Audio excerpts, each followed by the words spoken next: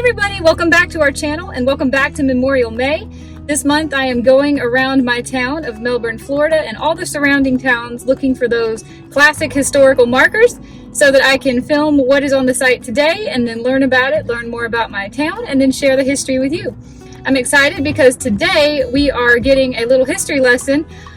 This is a public park south of Melbourne Beach called like the Ponce de Leon Landing or something like that.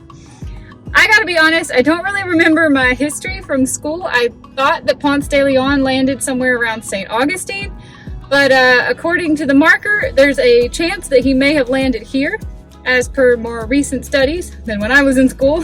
So I am excited to see what the beach looks like where he might have landed and then dive into this history and find out if this is true. How cool would that be if he really did land here? So let's go check out this marker and then let's go check out the beach.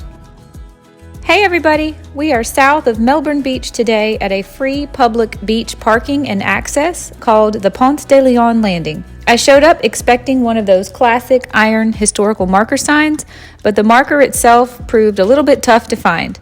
I'll get to it at the end of this video.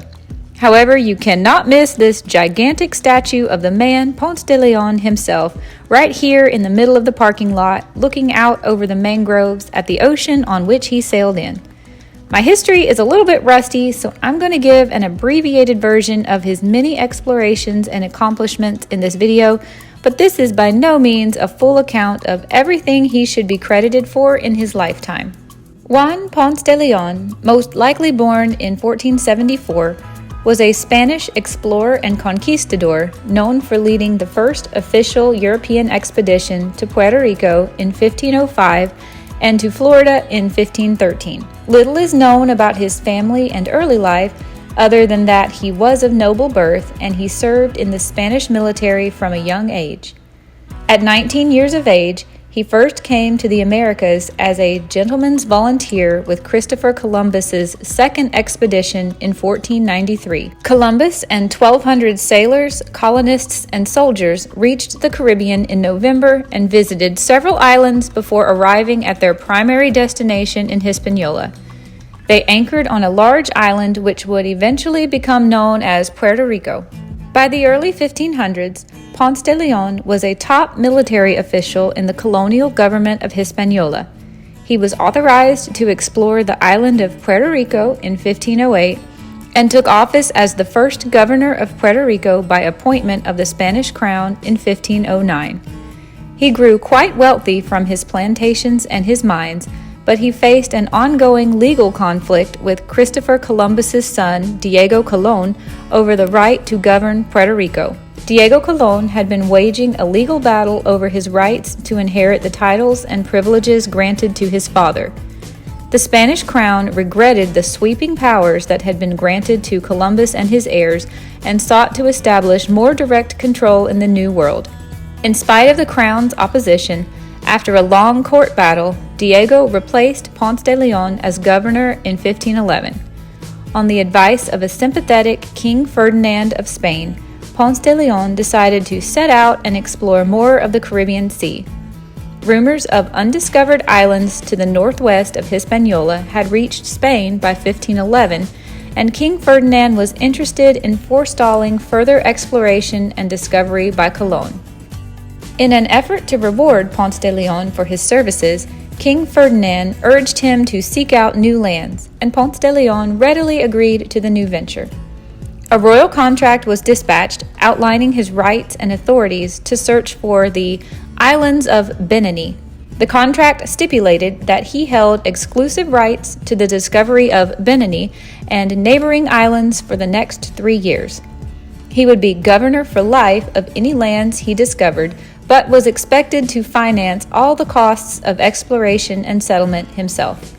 In addition, the contract gave specific instructions for the distribution of gold, Native American people, and profits extracted from the new lands. In 1513, Ponce de Leon led the first European expedition equipped with 3 ships and at least 200 men at his own expense. In popular culture, he was supposedly searching for the elusive Fountain of Youth, but there is no contemporary evidence to support that story. Neither does his contract with the Spanish crown make any mention of such a fountain. On Easter Sunday, 1513, Ponce de Leon sighted the Florida coast, and for the next several days he crossed open water until arriving on the sighted land.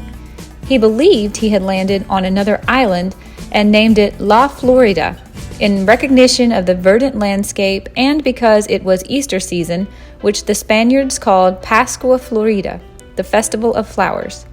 The following day, he went ashore to seek information and take possession of this new land. After remaining in the area of their first landing for about 5 days, the ships turned south for further exploration down the coast. On April 8th, they encountered a current so strong that it pushed them backwards and forced them to seek anchorage. The smallest ship was carried out of sight and lost for 2 days. This was the first known encounter of Europeans with the Gulf Stream, occurring where it reaches maximum force between the Florida coast and the Bahamas. Because of the powerful boost provided by the current, it would soon become the primary route for eastbound ships leaving the Spanish West Indies bound for Europe. They continued down the coast, hugging the shoreline to avoid the strong head current.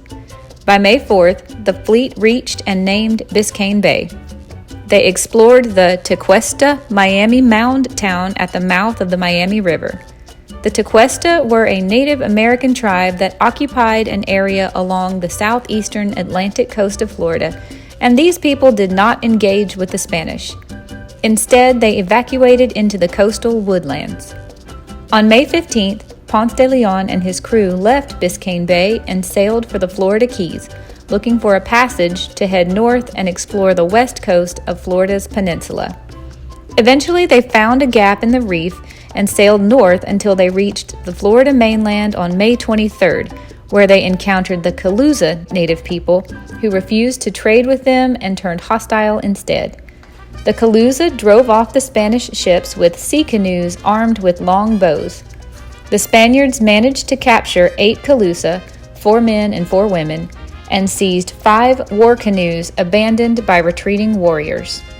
Ponce de Leon's crew reached the Dry Tortugas on June 21st. They captured giant sea turtles, Caribbean monk seals, and thousands of seabirds. From there, they sailed southwest in an apparent attempt to circle around Cuba and return home to Puerto Rico, failing to take into account the powerful currents pushing them eastward. They struck the northeast shore of Cuba and initially were confused about their location. Once they had regained their bearings, the fleet retraced their route east along the Florida Keys and around the Florida Peninsula, reaching Grand Bahamas on July 8th.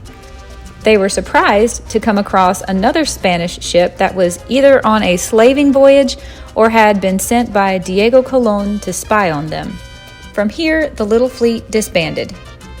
Upon his return to Puerto Rico, Ponce de Leon found the island in turmoil. A party of Caribs from a neighboring island had attacked the settlement, killing several Spaniards and had burned the settlement to the ground. Ponce de Leon's own house was destroyed and his family narrowly escaped. Colón used the attack as a pretext for renewing hostilities against the local tribes. Ponce de Leon decided he should return to Spain and personally report the results of his recent expedition. He left Puerto Rico in April 1514 and was warmly received by King Ferdinand when he arrived at court. There he was knighted and given a personal coat of arms, becoming the first conquistador to receive these honors. He was also reinstated as the governor of Puerto Rico and charged with the task of settling Florida. During his stay in Spain, a new contract was drawn up, confirming his rights to settle and govern Beni and Florida, which was presumed to be an island. Ponce de Leon was also ordered to organize an armada for the purpose of attacking and subduing the Caribs. 3 ships were purchased, and Ponce de Leon left Spain in May of 1515. The record of his activities against the Caribs is vague. The campaign came to an abrupt end in 1516 when King Ferdinand died. The king had been a strong supporter of Ponce de Leon, and he felt it imperative that he return to Spain to again defend his privileges and titles. It was another 2 years before he was able to return to Puerto Rico, and in the meantime, at least 2 other unauthorized voyages to his Florida ended in repulsion by the native Calusa or Tequesta warriors. In 1521, Ponce de Leon organized a colonizing expedition consisting of 200 men, including priests, farmers, and artisans, plus 50 horses and other domestic animals and farming equipment carried on his ships. The expedition landed somewhere on the coast of southwest Florida, areas he had visited in his earlier voyage to Florida.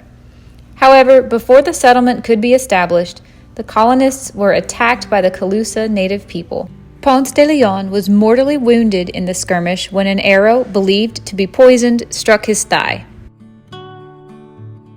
The expedition immediately abandoned the colonization attempt and sailed to Havana, Cuba, where Ponce de Leon soon died of his wounds.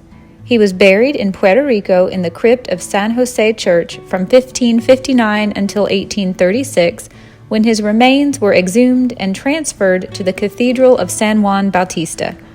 On the side panel of his altar tomb in his mausoleum are these words in Latin: "Under this structure rest the bones of a lion, more for his great deeds than for his name." Although Ponce de Leon is widely credited with the discovery of Florida, he almost certainly was not the first European to reach the peninsula. Spanish slave expeditions had been to the Caribbean regularly, raiding the Bahamas since 1494, and there is some evidence that at least one of the slavers made it as far as the shores of Florida. Another piece of evidence that others came before Ponce de Leon is the Cantino map from 1502, which shows a peninsula near Cuba that looks like Florida's coast. And now for the reason why we are here today in this video at this historical marker. This park commemorates the epic 1513 voyage of Ponce de Leon and his landing potentially near Melbourne Beach, Florida on April 2nd. The precise location of Ponce de Leon's landing on the Florida East Coast has been disputed for many years. Some historians believe it occurred at or near St. Augustine, and I think I remember that is what I was taught in school. Other historians prefer a more southern landing at a small harbor that is now called the Ponce de Leon Inlet, which is south of St. Augustine near the town of Port Orange and New Smyrna Beach. There is a lighthouse there that I have visited and filmed named after Ponce de Leon. Still others believe that Ponce de Leon came ashore even further south near the present-day location of Melbourne Beach, which is where I am filming this video today. This hypothesis was first proposed by a man named Douglas Peck, an amateur historian who attempted to reconstruct the track of the voyage sailing in his 33-foot Bermuda-rigged sailboat. Colonel Peck is a retired U.S. Air Force command pilot and has been engaged in his avocation as a historian of early seafaring Spanish exploration for over 2 decades. Using his expertise as a professional navigator, as well as a notable Florida historian, Peck resailed the voyage using Ponce de Leon's detailed navigational log to determine with an accurate and scientific manner exactly where he touched shore or anchored in his 7,890 nautical mile voyage. Peck concluded from comprehensive historical research that Ponce de Leon was not looking for a fountain of youth and that he landed here, 125 miles south of the previously accepted site of the landing in St. Augustine. Peck was a principal speaker at this park's dedication on April 2, 2005. His published works on the voyage have appeared in many academic journals. The main criticisms that I saw online of Peck's hypothesis noted that Ponce's fleet encountered a storm on March 30th, sailing in the storm for 2 days with no indication of wind direction or how strong it was. That fact alone complicates any attempt to reconstruct the voyage, not to mention that Peck's boat was nothing like the Spanish ships. On April 2nd, when the weather improved, Ponce's pilot took a navigational fix by the sun at noon, which corresponds with the spot north of St. Augustine that was originally thought to have been his landing spot. The expedition sailed north for the remainder of the day before anchoring for the night and rowing ashore the next morning. Oh man, this beach is beautiful here, and it was so deserted, which I really like. I just saw one guy out fishing, and then there was another couple out with nice cameras taking photos. What a beautiful beach. The water was just such a gorgeous color. It's a beautiful day. Very, very windy today. I'm sorry my hair is a little bit windblown. But it's a very blustery day. What a nice beach. If this really is where Ponce de Leon landed when he first came to the Americas, I mean, he couldn't have picked a prettier place. I think it's even prettier than St. Augustine, if you're asking me. All right, guys. I will see you another day in another video at another historical marker. Thank you so much for watching. I hope you're enjoying this series as much as I'm enjoying making them. Bye, everybody.